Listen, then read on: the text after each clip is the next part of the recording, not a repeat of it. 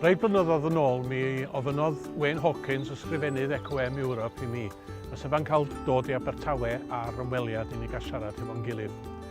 A beth oddi ar yr ymweliad cyntaf hwnnw, mae Wayne wedi bod yn dod 2 waith y flwyddyn. A hynny oherwydd yn bod ni yn cael bydd aruthrol o siarad a'n gilydd am waith yr undeb ac am yn cynlluniau ni i'r dyfodol. Da ni eisoes wedi treulio prynhawn ddoe yn trafod amrywiol agweddau'r gwaith a trwy gyda'r nos oedd y drafodaeth honno'n para. Mi gawson ni gyfarfod efo staff CWM y bore yma, a cynnal defosiwn ac Wayne Hawkins yn arwain. A dyma ni wedi dod i Gaerdydd ac i Barcyrhath, a da ni wedi gweld fy mrawd Alun sydd â chynllun datblygu medra a hefyd Gwilym i fab.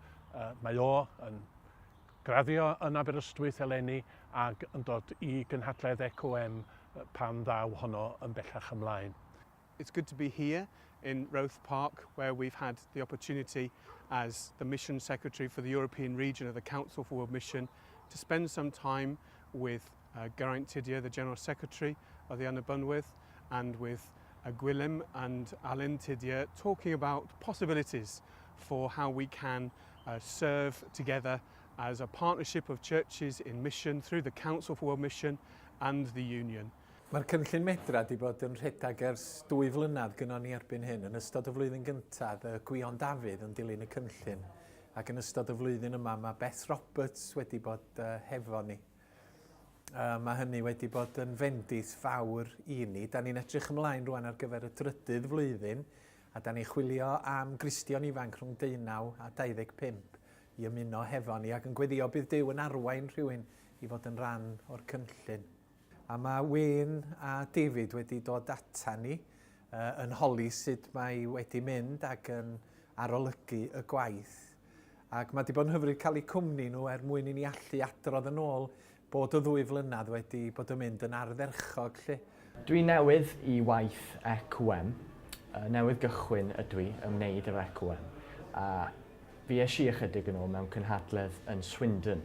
A nes i fwynhau'r gynhadledd yn fawr iawn. Bod y criw yn amrywio o ran safbwyntiau diwynyddol a bod yn deall i Cristnogaeth yn wahanol, nes i fwynhau cael cyfarfod y bobl yma a cael dod i nabod yn well.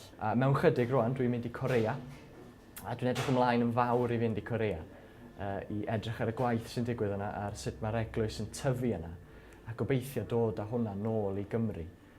Dod ar tân sydd gynnyn nhw dros Efengil Iesu Grist nôl i'n gwlad ni heddiw.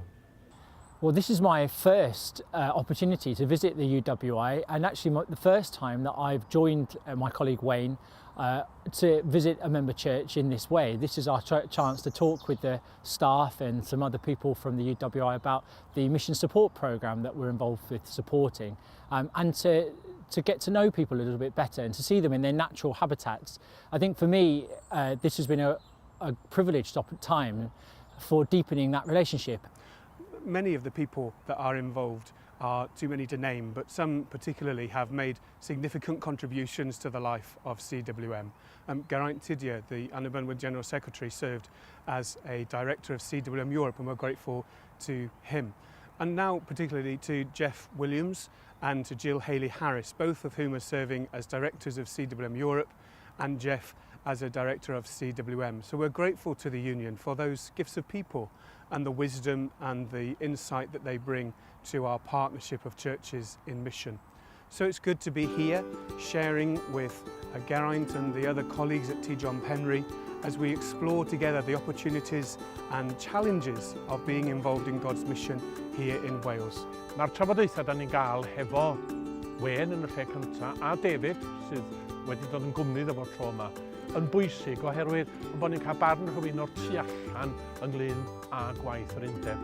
Mae yna syniadau'n cael eu cynnig, awgrymiadau'n cael eu gwneud. A'r gwir amdani ydy, mae'r 2 neu 3, mae Wayne a David yn ei dreulio hefo ni, yn ychwanegu'n fawr at y dealltwriaeth ni o'r gwaith da ni'n drio wneud a'r modd yr ydyn ni yn ceisio symud pethau ymlaen yng Nghymru sydd ohoni. Dwi'n siŵr fod holl waith yr undeb a'n holl genhadaeth ni yn cael mantas o'r cyfarfodydd yma. A'r gwir ydy na fyswn ni ddim yn ei methu nhw bellach am ddim yn y byd.